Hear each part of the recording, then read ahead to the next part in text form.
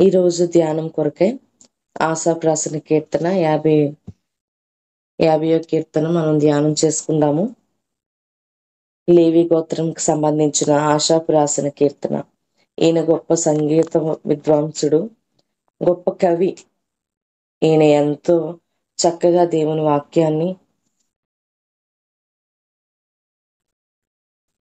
రాసి ఉన్నాడు. ఈ ఆసాఫ్ కీర్తనను రాసి ఉన్నాడు. ఈ సమయంలో మనుషులు ప్రతి సందర్భంలో ఉదయం లేచింది మొదలు వారు ఎంతగానో మాట్లాడాలని తపన పడుతూ ఉంటారు. ఉదయం లేచింది మొదలు భర్తతో భార్య, భార్యతో భర్త, పిల్లలతో తల్లి, తల్లితో పిల్లలు, కుటుంబం అంతా కలిసి చేసే పని ఏంటంటే మాట్లాడుకోవడమే. ప్రొద్దున లేచిన దగ్గర నుంచి పడుకునే వరకు కూడా మనుషులందరూ మాట్లాడడానికే ప్రయత్నిస్తూ ఉంటారు, మాట్లాడుతూనే ఉంటారు. మాట్లాడకుండా ఉండేవాళ్ళు ఎవరంటే కేవలం మగవాళ్ళు తప్ప ఇంకెవరు మాట్లాడకుండా ఉండరు. ఎందుకంటే ఒకరితో ఒకరు మాట్లాడుకుంటేనే రోజు గడుస్తూ ఉంటది, లేదంటే చాలా బాధగా అనిపిస్తూ ఉంటది. దేవుడు కూడా మనతో మాట్లాడాలనుకుంటున్నాడు. మనుషులుగా మనమే ఒకరితో ఒకరు మాట్లాడుకోవడానికి తప్పిస్తూ ఉంటాం. ఫోన్ తీసామంటే ఉదయాన్నే ఎవరొకరిని పలకరిస్తాం, గుడ్ మార్నింగ్ అని చెప్తాం, ఎలా ఉన్నారని పలకరిస్తాం. చాలా రోజుల నుంచి ఫోన్ చేయలేదని ఫోన్లో మాట్లాడుతుంటాం, ఇంట్లోనూ మాట్లాడుకుంటూ ఉంటాం. ప్రతి ఒక్కరం కూడా మాట్లాడుకుంటాం. అలాగే దేవాది దేవుడైన తండ్రి అయిన దేవుడు మనతో కూడా మాట్లాడాలనుకుంటున్నాడు. ఆది కాలంలో కూడా దేవుడు ఆదాంతో మాట్లాడాలని సల్ల పొద్దునే ఆయన వారి వద్దకు వచ్చి మాట్లాడుతూ ఉండేవాడు ప్రతిరోజు. అలాగనే బైబిల్ గ్రంథంలో ధ్యానం చేస్తే చాలా మందితో దేవుడు మాట్లాడాడు. అబ్రహాంతో దేవుడు మాట్లాడాడు, మోషేతో దేవుడు మాట్లాడాడు, సమూయేలుతో దేవుడు మాట్లాడాడు. మనతో మాట్లాడాలని ఎంతో ఆశ దేవునికి ఉంటుంది కాబట్టి దేవుడు ప్రతిదినము మనతో మాట్లాడాలనుకుంటాడు. మరి నీవు ఏ విధంగా దేవునితో మాట్లాడాలని తపన కలిగి ఉంటున్నావా? నీతో మాట్లాడాలి దేవుడు ప్రతిరోజు. మనుషులతో మాట్లాడడానికి అయితే తపన ఉంటది. అయ్యో వాళ్ళు నాతో మాట్లాడలేదే, అయ్యో నా భర్త నాతో మాట్లాడలేదే, నా పిల్లలు నాతో మాట్లాడలేదే, ఎంతో దుఃఖపడిపోతూ ఉంటావు, ఏడుస్తూ ఉంటావు, కన్నీరు కారుస్తూ ఉంటావు. కానీ దేవుడు నీతో మాట్లాడాలనే ఆలోచన ఎప్పుడైనా కలిగిందా? దేవుడు మాట్లాడలేదని బెంగ ఎప్పుడైనా కలిగిందా? నా దేవుడు నాతో మాట్లాడట్లేదు, ఏదేమైనా నా దేవుడు నాతో మాట్లాడాలి అనే బెంగ కానీ, కన్నీరు కానీ, తపన కానీ మనలో ఉండదు. ఎందుకంటే ఆయన కనబడ్డు కాబట్టి, అదృశ్యంగా ఉంటాడు కాబట్టి, ఆయన స్వరం మీద మనకి ఎప్పుడు ఆలోచనే ఉండదు. దేవుని స్వరం మీద మనకి ఆలోచన ఉండాలి, ఆయన మనతో మాట్లాడాలని తపన ఉండాలి. ఇది నాన్న దేవుడు మనతో మాట్లాడుతున్నాడు, చెవిగలవాడు వినుగాక. దేవుడు మాట్లాడే ప్రతి మాట నీ కొరకు, నా కొరకు. కనుక ఆయన మాటని ఎప్పుడు అశ్రద్ధ చేయొద్దు.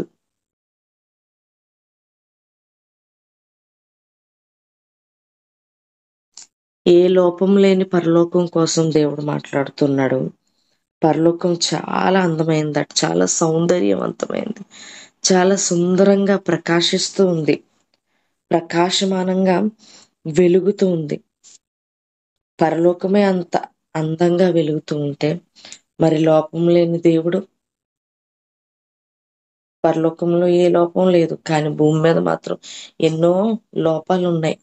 భూలోకం ఎలా ఉంటుందంటే లోపంతో, దుర్మార్గంతో, చెడుతనంతో, అపవిత్రతతో, కామకత్వంతో ఎన్నో ఎన్నో ఎన్నో చెడ్డ క్రియలు భూమి మీద జరుగుతుంటాయి. కానీ పరలోకంలో అలాంటిది ఏమీ లేదు. పరలోకం చాలా సౌందర్యవంతమైంది, ప్రకాశమానమైంది, చాలా వెలుగుతో అక్కడ నింపబడుతూ ఉంది. అక్కడ దేవుడు కూడా లోపం లేనివాడై ఉన్నాడు.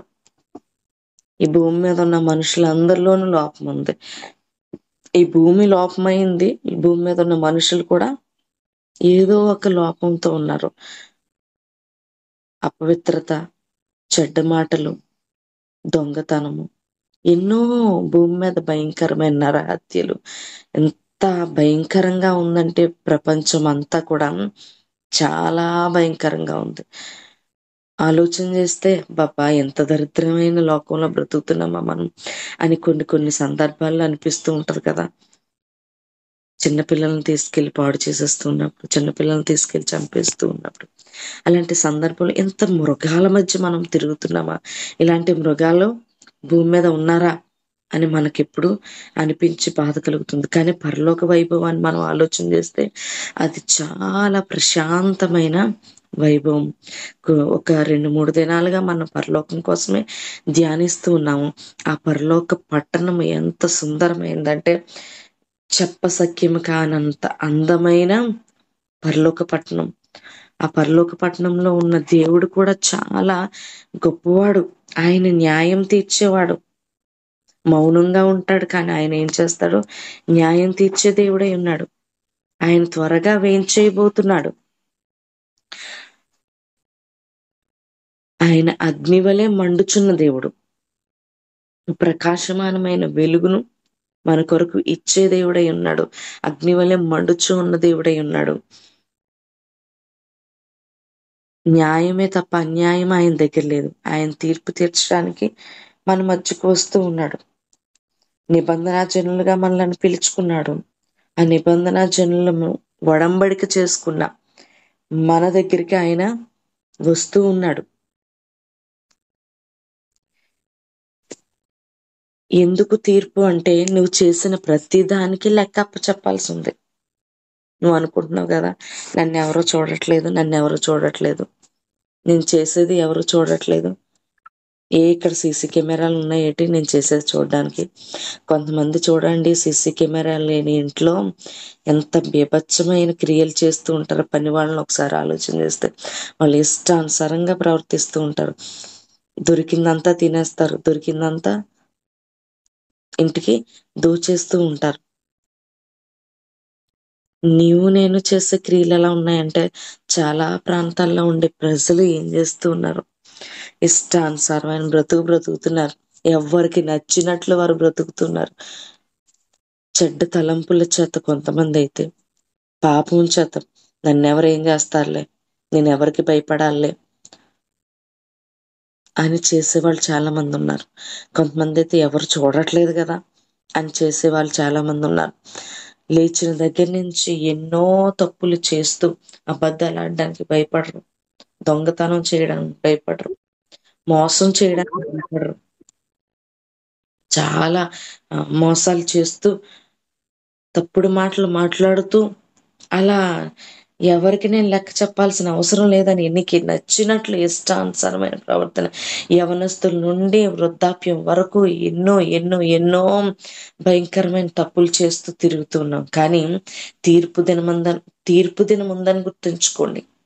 ఆ తీర్పు దినమున దేవుడు ఏం చేయబోతున్నాడు? ప్రతి ఒక్కరికి లెక్క చెప్పాల్సిన అవసరం ఉంటది. ప్రతి ఒక్కరు కూడా దేవుడు అడుగుతాడు, ఏం చేస్తున్నావు నువ్వు? ఏం చేసావు నువ్వు ఇప్పటి వరకు? నీ క్రియలు ఒకసారి నువ్వు చూసుకో. నువ్వు ఇలా అబద్ధం ఆడడానికి లేదు. ఆయన స్క్రీను చూపించేస్తాడు. మనం చేసిన ప్రతి ఒక్క క్రియను కూడా చూపించేస్తాడు. నీ ఇరుగు పొరుగు వారు నువ్వు ఎలా చేసావు కదా అంటే వారి మీద గొడవాడతారు. నువ్వు చూసావా? నువ్వు ఉన్నావా? ఏది సాక్ష్యం? ఏది నువ్వు చూసావనడానికి సాక్ష్యం? ఏది నేను చేశాననడానికి సాక్ష్యం? ఏది అని అడుగుతామే. ఇద్దరు ఒకే మాటను రూఢిపరిచి ఇది నిజమో అని గాని చెప్పగలిగితే, ఇది సాక్ష్యంగా వాళ్ళు గాని తీసుకురాగలిగితే, అప్పుడు నువ్వు శిక్షకు పాత్రుడివే భూమి మీద. కానీ మరి అక్కడ సాక్షులు అవసరం లేదే. దేవుడే డైరెక్ట్ గా నీవు చేసే ప్రతి పని కూడా చూపించేస్తున్నాడు. ఏం చేస్తున్నావు ఒకసారి జ్ఞాపకం చేసుకో. ఎలా ప్రవర్తిస్తున్నావు ఒకసారి జ్ఞాపకం చేసుకో. నీ క్రియలు ఎలాగున్నాయో ఒకసారి జ్ఞాపకం చేసుకో.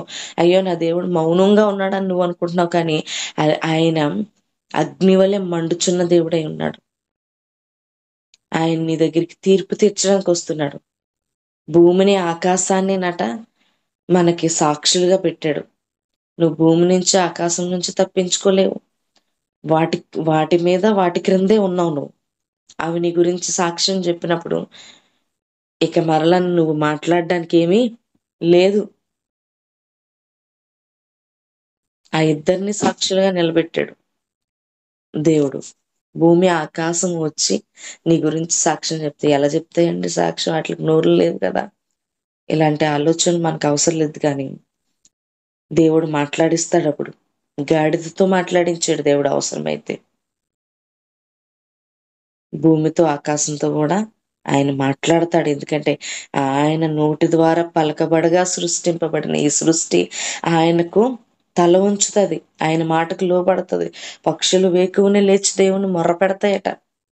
పక్షులు లేచి దేవుని మొరపెడుతున్నాయి, కానీ ఆయన సృష్టించిన, ఆయన చేతులతో సృష్టించిన మనం మాత్రం దేవునికి మొర్ర పెట్టము, గుర్ర పెడుతూ ఉంటాము, దేవునికి విధేయత చూపము, అవిధేయులుగానే బ్రతుకుతూ ఉంటాం.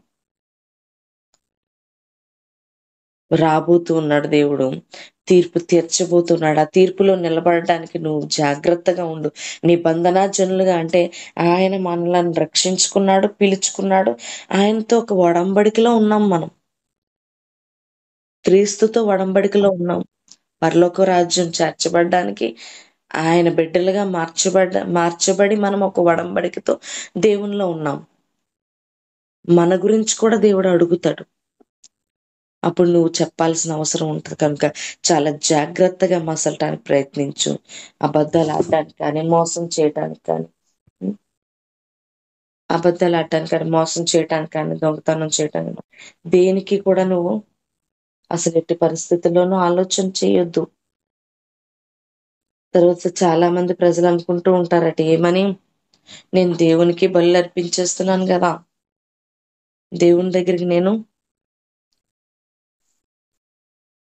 కొంతమంది కోడెలను తెస్తారట, పొట్టేళ్ళని తీసుకొస్తున్నారు, అడవి మృగములను తీసుకొస్తున్నారు, పశువులన్నిటినీ తీసుకొస్తున్నారు, పక్షులన్నిటినీ దేవుని దగ్గర తీసుకొస్తున్నారు, పొలములు పక్షవాదులు అన్నిటినీ దేవుని దగ్గర తీసుకొచ్చి నేను నీకు అర్పణలు అర్పించేస్తున్నాను కదా, నేను నీకు ఇవ్వాల్సింది ఇచ్చేస్తున్నాను కదా, నువ్వు మౌనంగా ఉండున్నట్లు దేవుని దగ్గర మాట్లాడుతూ ఉంటారు. కానీ అవన్నీ ఎవరివి? నువ్వెంతో దేవునికి ఇచ్చేస్తున్నానని నువ్వు అనుకుంటున్నావు, కానీ అవన్నీ ఎవరివి? దేవునివి, దేవుడే సృష్టించినవి. నువ్వు ఏవో ఇచ్చేస్తున్నాను, చాలా కొండ ఇచ్చేస్తున్నాను, నాకున్న ధనమంతా దేవునికి ఇస్తున్నాను, నేను దశంభాగం తీస్తున్నాను, మందిరంలో ఎంతెంతో కానుకలు వేస్తున్నాను అని నువ్వు అనుకుంటున్నావు, కానీ ఆ ధనమంతా సృష్టించింది ఎవరు? వాటన్నిటిని చేసింది నాయ నాకిస్తే సంతోషం ఏముంది? దేవుడు ఏమంటున్నాడు, నేను ఆకలి కొనున్నాను, నాకు ఆకలి నువ్వు తీర్చగలవా? పొట్టేళ్ల రక్తం ద్వారా నా ఆకలి తీరుతుందా? నువ్వు తీసుకొచ్చి మాంసం పెడితే నేను తింటానా అని దేవుడు మాట్లాడుతున్నాడు. నీ మొక్కుబళ్ళన్నిటినీ నువ్వు చెల్లిస్తావు, చెల్లించడానికి ఇష్టపడుతున్నావు, మొక్కుబడి చేసుకుంటున్నావు. మొక్కుబడి చెల్లించడానికి కొంతమంది ఇష్టపడరు. ఆపత్కాలంలో అంటే ఎప్పుడైనా ఆపద వచ్చినప్పుడు దేవునికి మొరపెట్టేసుకొని మొక్కుబడులు చేసేసుకుంటారండి. ఆపద కలిగింది, నాకు ఈ కష్టం కలిగింది, ఈ కష్టం పోతే దేవానికి ఇది చేస్తాను, కొండ మొక్కేసుకుంటారు. వాళ్ళ స్తోమతకు తగినట్లు కాకుండా కొండ మొక్కేసుకొని అది తీర్చలేక ఎన్నో తిప్పలు పడుతూ ఉంటారు. కానీ దేవుడైతే నువ్వు ఆపద సమయంలో నువ్వు మొరపెట్టగా వెంటనే ఆయన ఆలకిస్తాడు, వెంటనే నీకు జవాబిస్తాడు, వెంటనే నీకు సహాయం చేస్తాడు. ఆయన వెంటనే నీకు సహాయం చేస్తాడు, కానీ నువ్వు వెంటనే మొక్కుబడులు మాత్రం చెల్లించలేవు. దేవునికి స్తుతి చెల్లించడం ఎంతో ప్రాముఖ్యము, దేవునికి మహిమ చెల్లించడం ఎంతో ప్రాముఖ్యము.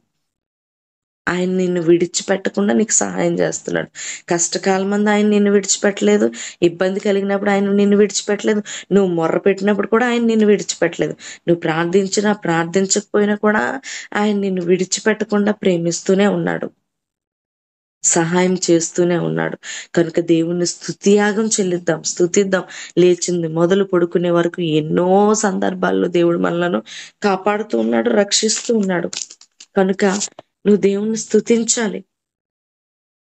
భక్తిహీనులట దేవుని గద్దింపునకు ఇష్టపడరట, దేవుని గద్దింపును త్రోసేస్తారు. నువ్వు ఇలా ఉండకూడదు, అలా ఉండకూడదు అని సేవకుడు వాక్యంలో చెప్తూ ఉంటే వీళ్ళకి ఎంత బాధ వచ్చేస్తుంటదో, ఎంత కష్టం వచ్చేస్తుంటదో. వాక్యంలో నా కోసమే చెప్పారు అయ్యగారు, మరి నీకోసమే చెప్తూ ఉంటారు, నీకోసమే మాట్లాడుతూ ఉంటారు. దేవుడు నీకోసమే మాట్లాడమన్నాడు. ఎందుకంటే నువ్వు సరిగా లేవు కాబట్టి, నీ ప్రవర్తన సరిగా లేదు, నీ త్రోవలు, నీ నడవడికలు సరిగా లేవు. దొంగతనం చేసే వాళ్ళతో ఏకీభవిస్తావు, ఎక్కడికన్నా వెళ్ళి ఆ మొక్కలకున్న కాయలన్నీ కోసేస్తున్నాను అనుకో, అల్లకాయ కొయ్, ఇల్లికాయ కొయ్, అల్లకాయ బాగుంది, ఇంకా రాలేదులే నేను చూస్తున్నానులే, నువ్వు గబగబా కోసేయ్.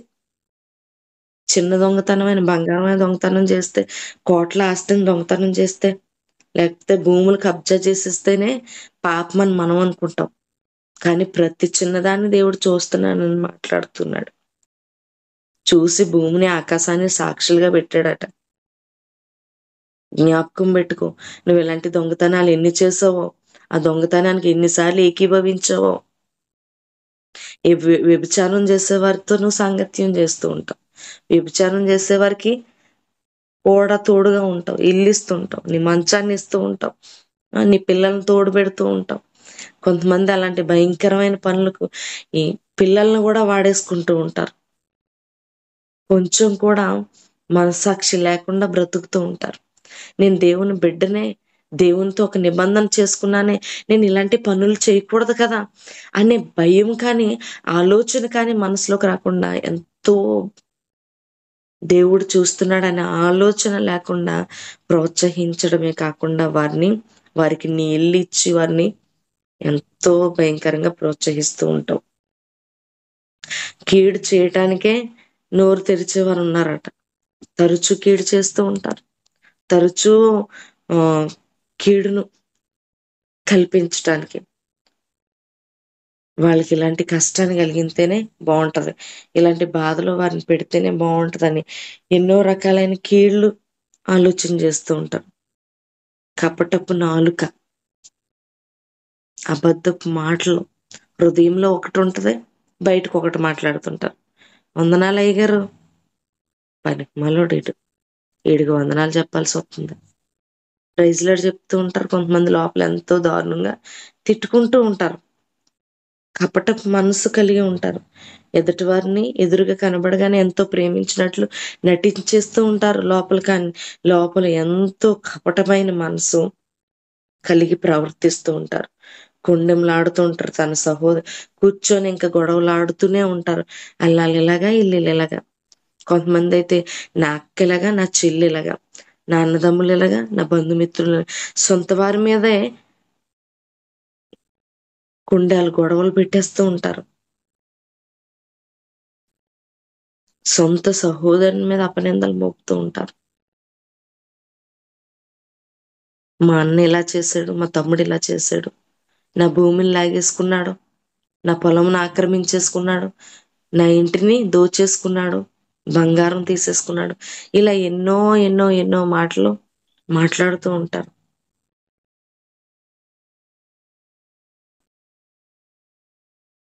సొంత అన్నదమ్ముల మీద కూడా మాట్లాడుతూ ఉంటారు. వారిని మోసం చేయాలని కూడా ప్రయత్నిస్తూ ఉంటారట.